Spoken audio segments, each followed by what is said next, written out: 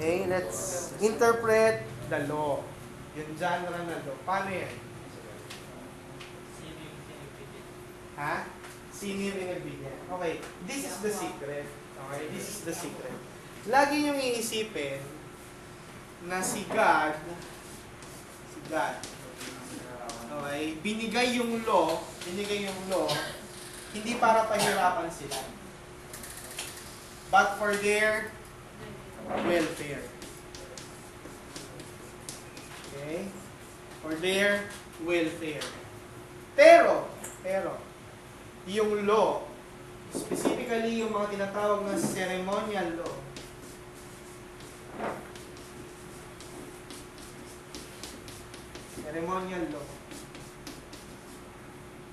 okay, is just a shadow of what Jesus will do.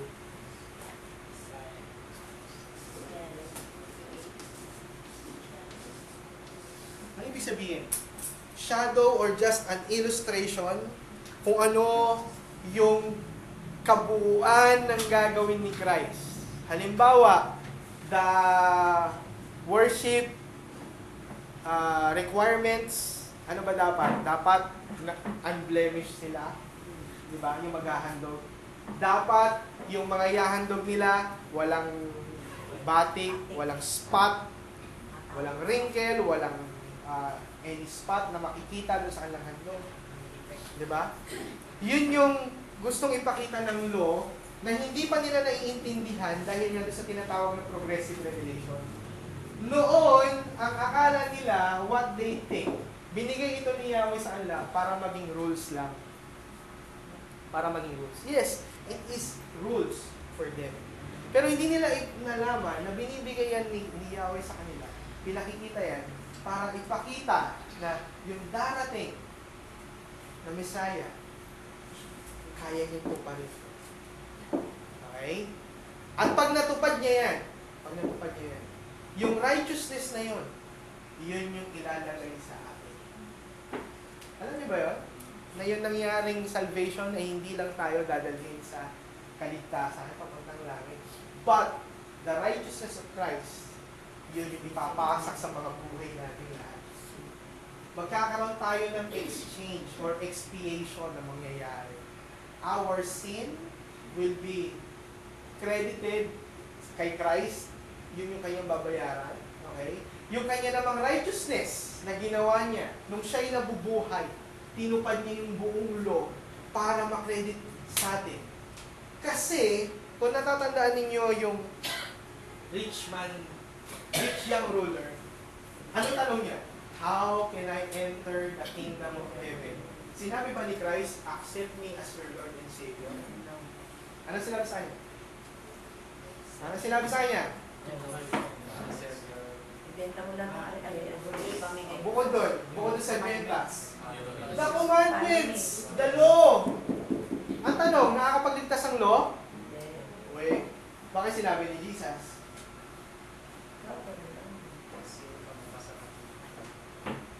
Sure? Kung tutuparin niyo yung law perfectly, maliligtas tayo. Kung tutuparin niyo perfectly. Ang tanong, does anybody live? Kaya lahat tayo pupunta sa impyerno. Yun yung tinupad ni Christ. Kaya niya to binuo.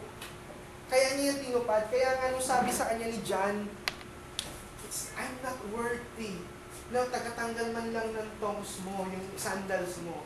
Ano sabi ni Christ? Hayaan mo tong mangyari. Kasi kailangan. Why? Kailangan niya po pa rin lahat ng law. Diba? Lahat ng law. Kailangan niya yung ito pa rin. Kailangan niya mabuo yung lahat ng ceremonial law. Hindi lang yung moral law, but even the ceremonial law, kailangan niya yung makumpleto.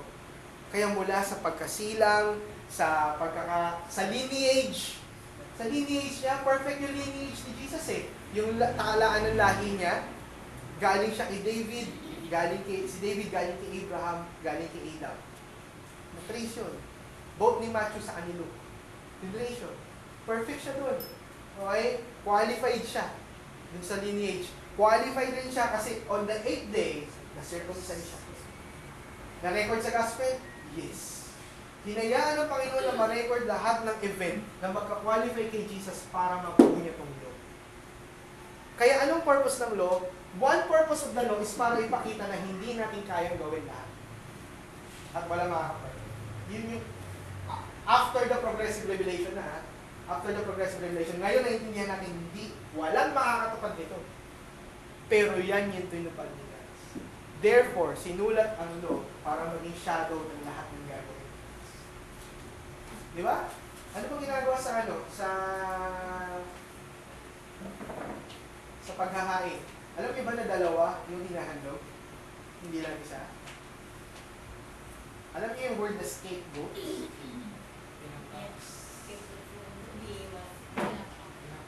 Yung alam niyo sa scapegoat ay siya yung sinasacrifice na makaiwas ka sa issue. Scapegoat. Ang scapegoat po ay nanggaling sa Leviticus. Kasi dalawa yung hinahandog nila. Yung isa ay papatayin. Okay? Yung isa ay papatayin. Kukunin yung dugo, i-visit ko sa altar. Yung isa, kukunin yung dugo ng high priest. Gaganon niya, iladampin niya doon sa noo, yung tinatawag na scapegoat. Tapos papapatayin yung scapegoat. Para yung magdala ng kanyang dala ng kanyang mga sin. Hindi lang magdala yung sin, siya yung pinalaya sa dugo ng isang sinacrifice. Nakita niyo ba yung relevance nun sa atin? Nakita niyo ba yung kung paano in-illustrate ni God yung mangyayaring gagawin ni Christ through the law? Na tayo yung mga scapegoats. Tayo yung mga pinatakas ni God through the blood of God. Sacrifice.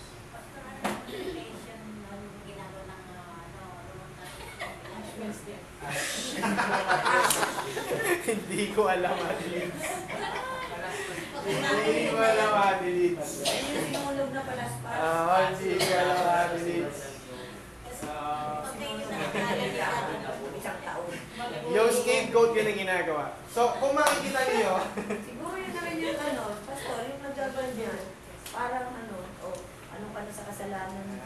hindi ko alam. Pero, kung mapapansin niyo, that is the beauty.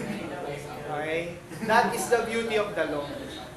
Ipinakita lahat ng law yung gagawin ni Christ. That's why, when you read the law, don't take the law na parang it's a hard requirement lang per se. Kasi talagang pakita ng law na talagang hard. Ang purpose kasi para maipakita sa atin na si God ay isang wonderful, sovereign God na hindi mo siya maabot ng basta-basta. Malayo. Holy ako eh. Holy, sabi ni God, holy ako eh. And you are sinful men. This law will be the one that shows.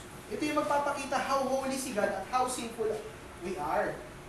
Yun yung purpose ng law, kung bakit ginawa yung law. So, in every time na ini-interpret natin yung law, lagi nyo iisipin, it is for the welfare of His people and a shadow of what Christ will do in the future. Ilagay nyo yung sarili nyo sa kalalagyan ng mga Israelites na ang purpose ni God sa kanila para ipakita welfare nila. Isipin niyo, ano yung mga binawal sa kanilang kainin? Ano yung mga binawal sa kanilang kainin? Bigyan nyo ng example. Baboy. Snails. Oo. Diba? Masarap kaya nung mga yung kagabi kakakain ko lang ng kohol eh. Ginataang kohol. Kagabi. Sarap. Bakit kaya? Hindi nyo ba alam na yung mga binawal na yun ay masasama sa health lahat? Ano ba yun? Masama na talaga ang baboy sa health. Diba? Yung mga shellfish, mga walang kaliskis, masama na talaga sa health. Pastor, siguro dahil sa doon pumasok yung mga yung iba sa mga parang doon pinapasok yung mga Actually,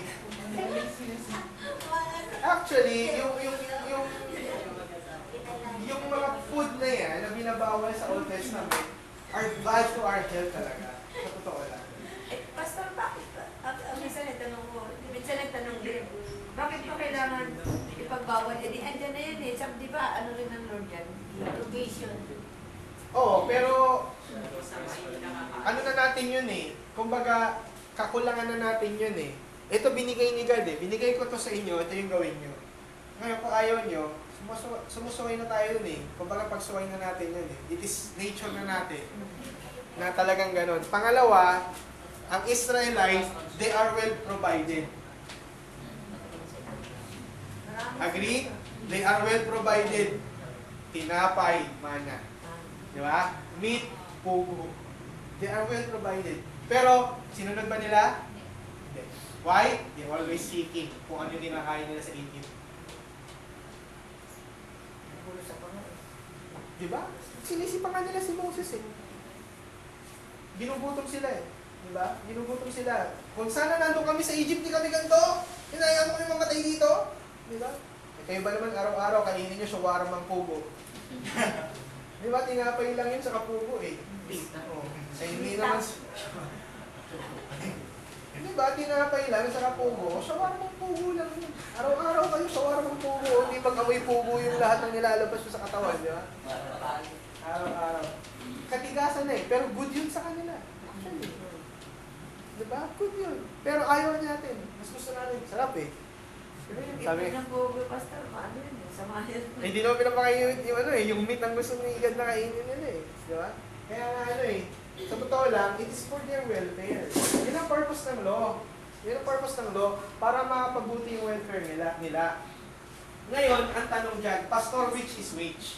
Alin ngayon yung dapat interpretin sa hindi? Ang dapat sundin sa hindi, sa law. Bakit tayo pumapayag na kumain ng dinuguan? Bakit tayo pumapayag na kumain ng karne ng baboy? Eh di tama pala yung mga mga hindi ng iglesia, Jehovah's Witnesses. Diba? Tama pala sila. Ano sagot natin? Ano sabi ni Paul?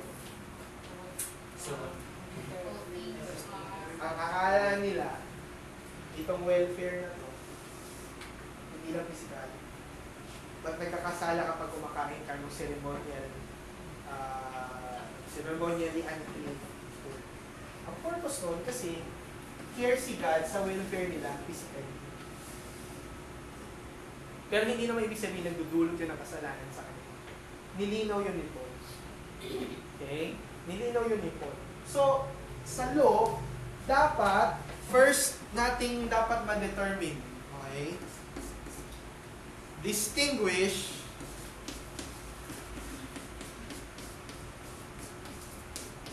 between ceremonial and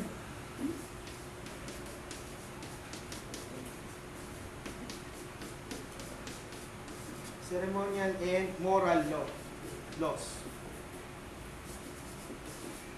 Moral laws. Dapat malaman ninyo which is ceremonial, which is moral law. Huwag kang papatay. Ceremonial or moral? Depende sa sino pinatay. Di ba? Kung gagamitin mo sa seremon. Di ba? Paggalang sa ama't ina. Ceremonial or moral? Di ba? Makikita natin yun eh. Yung pagsamba natin, huwag kang sasamba sa Diyos-Diyosan. Ceremonial or moral law? Those ceremonial laws are for physical welfare mostly. Diba? For physical welfare mostly. Para yung sa ano eh, sinisegregate sila ni God para hindi sila maging katulad ng bayang nakapaligid sa kanila. Kasi yung mga kinakain nun, yung mga ginagawa nun, yung mga sinusuot ng mga nakapaligid sa kanila, yun yung binabawal ni Yahweh sa kanila. Ayaw ni Yahweh tumulan sila doon. Okay? Kaya nga yung blessing sa kanila, na hahaba yung buhay nila, you will have long life, okay? Magiging milk and honey yung lugar ninyo. Paano mangyayari yun kung i-violate nila yung welfare nila? Yung kanilang physical, yung kanilang ceremonial law. Eh, di magkakasakit sila ng mabilis. Kita nyo ngayon, malaya nila. Pansinin nyo yung mga kamag-anak nyo sa probinsya. Ang matagal ang buhay nila. Compare nyo dito sa Maynila. Michael nga, ilang araw lang, nagkasakit. Napunta ng Malabon, ng letre, nagkasakit, sa baho daw doon sa Talaga doon. Galing ng ano eh, galing ng Mindanao eh. Tapos napunta ng Pampanga, o tapos napunta ng letre. Ilang araw lang, nagkasakit eh. Di ba? Iba eh, iba yung ano eh. Kaya yun yung purpose ng ano, ng law. Yung ceremonial law. Ang purpose niyan is for their physical welfare. So, number one talaga, i-distinguish natin ano yung moral sa ceremonial para hindi tayo mahirapan sa pag-interpret. Tapos, pangalawa, differentiate nyo rin, number two, distinguish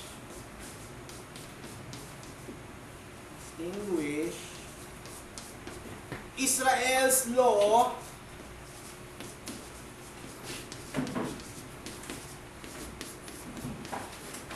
from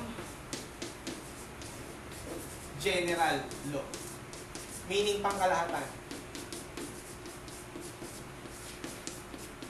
Halimbawa, sa Israel, pagka nag-asawa ka, tapos yung lalaki namatay, hindi sila nagkaanak, ibibigay yung babae doon sa kapatid.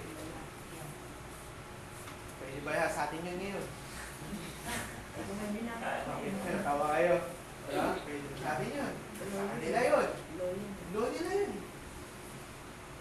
Diba? Gagawin niyo ba yun dito? Batas lang nila yun. Israel's law yun. Pero nandun sa Bible yun. Okay? Pagka nahuli ka ng ikiapid, ano gagawin sa'yo? Stone to death. Subukin yung mag-stone to death. Ang dami na nahuli, di ba? Ang dami na kaya kilala na nakikiapid. Bakit hindi ini-stone to death? Subukan nyo lang i-stone to death sila. Tingnan natin kung hindi kayo ang mapatay din. Subukan nyo. Nakukuha nyo ba ako? Bakit yung mga legalistic na yan, ng mga saksi, mga iglesia ni Cristo, bakit napaka-selective na pag-obey nila? Bakit ang gusto lang nila i-obey? Yung wag kumain ng dugo, wag kumain ng baboy, wag mag-tights? Bakit yun lang yung mga selective? O bakit yung hindi, pagka nakahuli ka ng gano'n, stone to death, sige nga? Selective.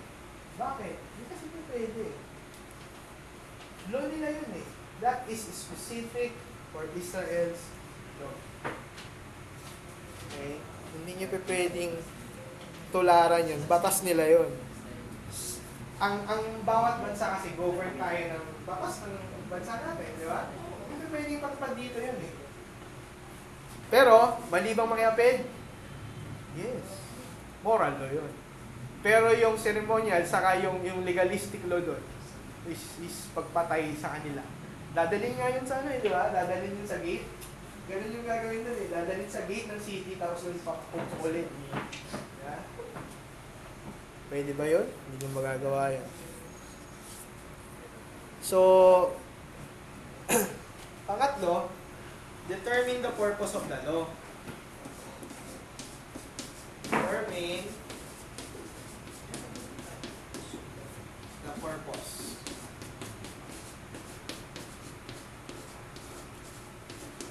Yan. Of the law. Kailangan malaman niyo yung purpose ng law. Bakit yan sinasabi? Para mas madaling maintindihan. Tapos, syempre, huwag mo makalimutan, babalik tayo sa general rules of interpretation. Context.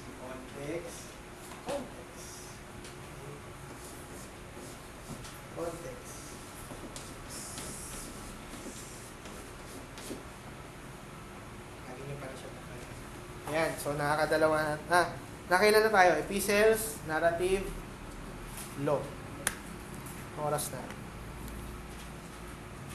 Sige, may time pa tayo. Next naman, may question pa kayo dito sa law? Hindi ba kayo naguluhan? Hindi ba kayo nandito?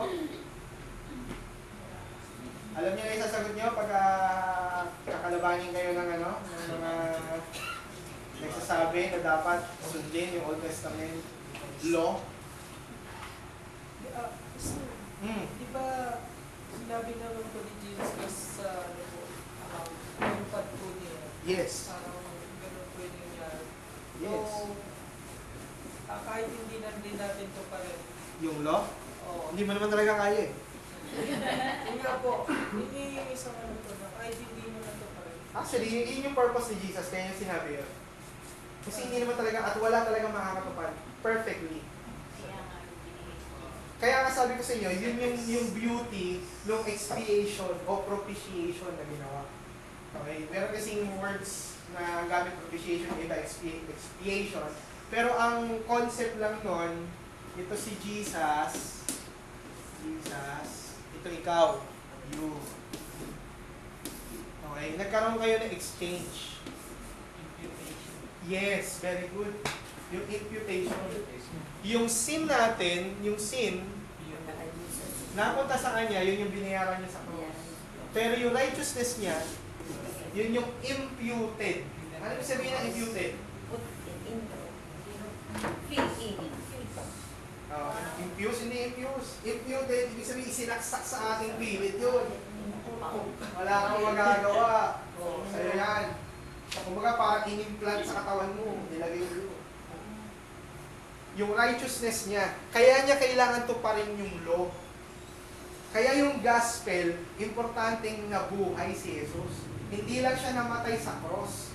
Kaya nga ang gospel, huwag yung isipin, namatay si Jesus sa cross lang, hindi yun. Kailangan maipakita ninyo na namuhay si Jesus perfectly buong buhay niya. Perfectly buong buhay niya. Pastor, ano naman kayo nag-ibig? Kasi, tungkol kami kayo mga buhay ngayon. Sige. Antayin mo namin. Antayin namin. O, sino mag-aantay, o? Bodyguard siya. Gets nyo? Nagets nyo yung purpose ng law? Isang dahilan kung bakit sinulat ng law para maipakita na yung saving job na gagawin ni God sa atin is not just ililigtas ka lang from the penalty. But, kaya ka na alis na sa penalty na yon kasi someone did the job that we should do perfectly. Kasi meron kang hindi nagawang trabaho, yun yung pagsunod sa law. Okay? Ngayon, kung hindi mo nasunod yung law, parusa ka dapat. Pero ang ginawa ni God, pinatawad ka sa penalty na yun. Pinatawad ka kasi hindi mo nagawa eh. Hindi ka na pinatawad. But, itinredit sa'yo yung magandang ginawa, which is yung perfect life obedience to the Lord. Yung ano yun sa pastor ng isa sa verse yung 2 Corinthians 5:8 yung he made evil using to deceive us. Yes. Yes. Very good. Yan yung mga pinalayas sa Pampanga. Kaya mag-go ng ganyan. Kaya ba nila yan? Dito sa atin. Hindi. Nakukuha nyo? Ako amazed na amazed ako kung paano ginawa ni God yun, yung salvation na yun. Kung paano yung kaganda, yung salvation na ginawa sa atin. Kasi ang understanding ng maraming pastor, ng maraming Christian ngayon, sinave lang tayo doon sa impyerno. Pupunta ka lang sa langit. Yun lang yung focus ng salvation. Hindi nila alam at nami-miss out nila that this life of perfect life of righteousness isinaksak ni God sa atin. Kaya yung tingin sa atin ni God, hindi tayo marumi. Though we fall in sin, pero ang nakikita sa atin, yung imputed na life ni Christ na ginawa niya during His lifetime, He perfectly lived. Nabuhay kasi siya in obedience, accordance to the whole law. Kaya walang ipinta sa kanya. Kaya walang pwede rin ipintas sa atin pagdating natin sa harapan ng Ama. Kasi inilagay sa atin, in-impute sa atin, yung righteousness ni Christ. Yun yung masarap na ginawa sa salvation. Hindi lang tayo exempted sa penalty, but ibinalot din sa atin yung righteousness ni Christ. Ito ka, binalot sa yung righteousness. Naintindihan nyo? Kaya napakagandang maintindihan natin yung purpose na sinulat yung ito. Okay, next is, bibilisan na natin.